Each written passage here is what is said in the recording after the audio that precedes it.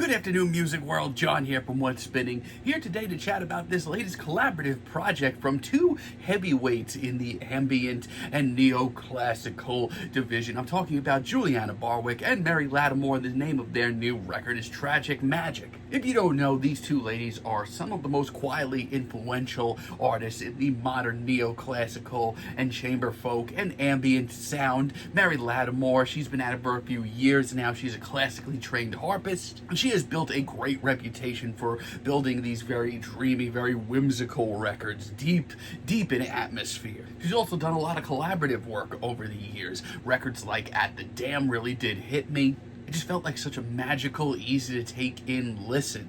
Silver Ladders too, which is a little bit darker and a denser of a record. Even if everything that Mary has put out hasn't really clicked with me, I do respect what she's put to the table.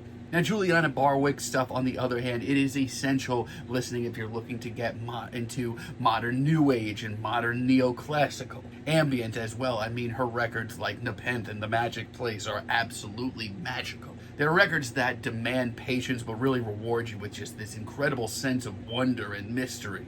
And once again, I've been a little hit and miss when it comes to her solo stuff, but her last record, Healing is a Mystery, is absolutely breathtaking. Now, the two have crossed paths before, but this is their first full-length record together.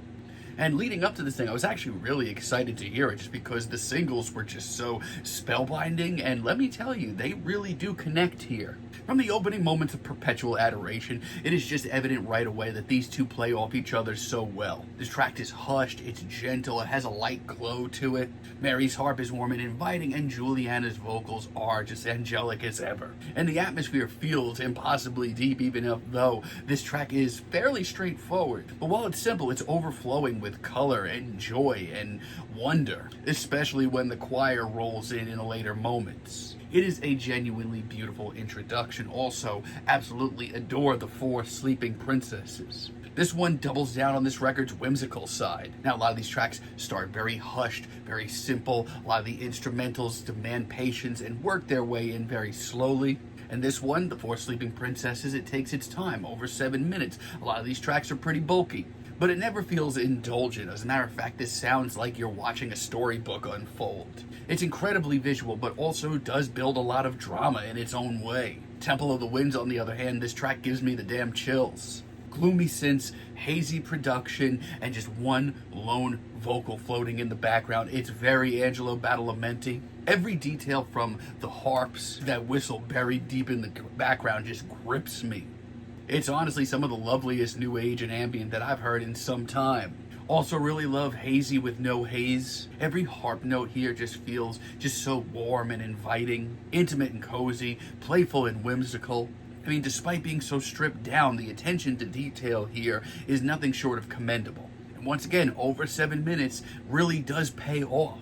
I will say, the only real blemish that I have with this record is Rachel's song, this very awkward interlude. I mean, this record makes every second count. But this one just kind of seems unnecessary. It feels oddly thrown together, so much so that in my first few listens of this record, I didn't even realize this was its own standalone thought.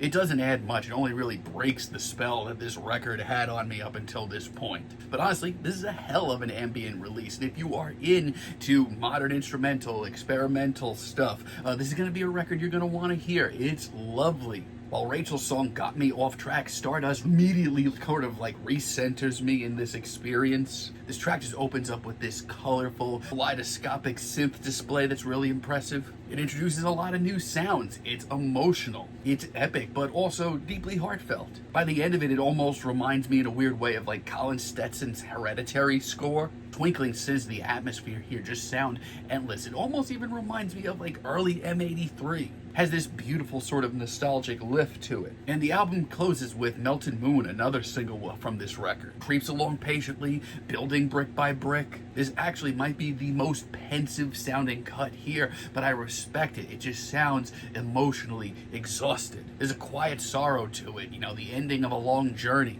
but it's still packed with wonder and fantasy. And by the time the vocals arrive towards the end of it, this track is nothing short of transcendent. I mean, as far as I'm concerned, this is one of the more impressive records in this vein that I've heard in a while. These are two artists that are mainstays in these genres, playing off each other incredibly. Atmosphere, restraint, emotional pacing, it's all here. And yeah, there is a slight misstep with Rachel's song, which has completely got me out of whack. But outside of that, this is impressive. It's immersive, it's detailed, and endlessly rewarding. If you're into these genres, this is a no-brainer. I'm feeling a very strong 8 on this album, but let me know what you all think down below. If you like the video, be sure to give us a like, give us a subscribe. If you're feeling froggy, turn those notifications on, and let me know down below what you would like for me to chat about in the future. And until next time, have a great day, friends.